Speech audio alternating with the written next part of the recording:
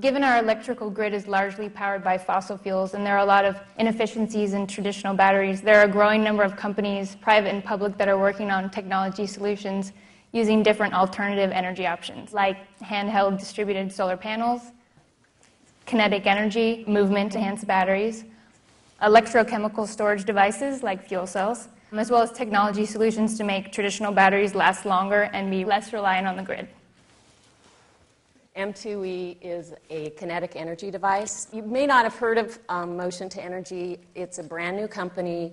We are not out in the commercial space yet. So this is just a peek into what is in the pipeline. It's a very exciting time to be in the environmental space and to begin to think about personally being able to just charge your phone as you walk around.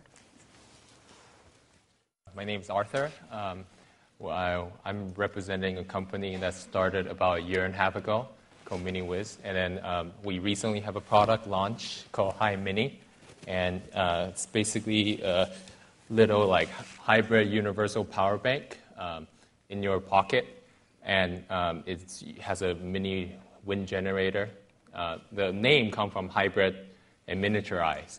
So you have a hybrid mini windmill, and then you have a solar panel you put in your pocket and you attach onto it. And then we're actually we have a hand crank generator that can also power the device. And we also have, is coming out later, we have a bicycle generator that goes with it. Let me give you a brief of my typical day. I ride bike to work. I ride bike to work about 30 minutes. And then when I get to the office, I put the solar panel in here, and then I put it out on my window. And then I do that, and then I ride back home. And actually, in a good week, I only have to charge actually plug into the main about 1 or 2 times. Before I came to the fuel cell or battery industry, I came from PC, wireless, and PDA industry, actually. And I'll give you some example why that alternative in the beginning become mainstream. Notebook, 20 years ago, when I was developing notebook computer, at that time, the concept of notebook basically was alternative to your desktop, right? Whenever you need it going away, you carry on the notebook, expensive, alternative of your desktop.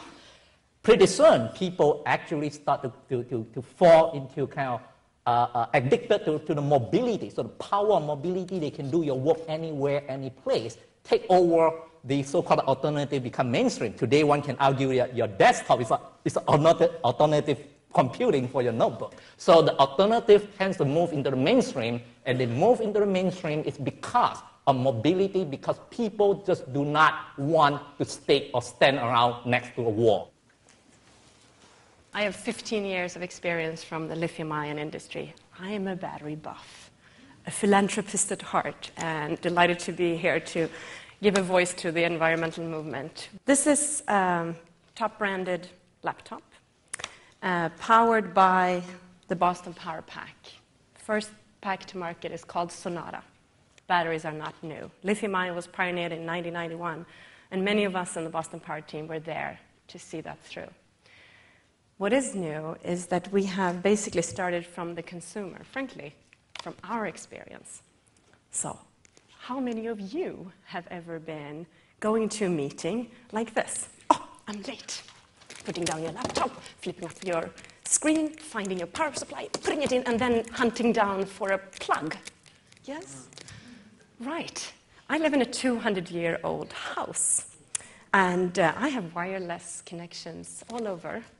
And I am done hunting for the plug because I know this laptop runs for 4 hours every time. Hi, this is Solio. Essentially, it is a universal hybrid solar charger. There is a lithium-ion battery inside that you can charge up either in the wall or in the sun. And it will power handheld devices, iPods, mobile phones, digital cameras, other gadgets. Practically speaking, when you look at wall chargers and the waste stream today in wall chargers, and the billions of wall chargers that are imported into the States and Europe, and then ultimately wind up in landfills, I like to think that one Solio can replace 4 or 5 wall chargers, and instead of having to have wall chargers, you can have little adapter tips. And so one of our struggles is to get the manufacturers of cell phones, for example, to decouple wall chargers from their offerings, and that's a big challenge. Of course, I don't know if it was mentioned earlier today, but another big challenge is a universal adapter tip. So getting everyone, the Nokias and the Motorola's, to use the same tip is something that we're pushing for as well. When you start to bring in renewable energy and people are moving around and they're actually charging their devices, you begin to engage them in the conversation of energy. People suddenly start to think about, oh my gosh, if I take a walk or if I ride my bicycle to work rather than driving, I'm going to be powering my phone, or I'm going to be able to run my iPod.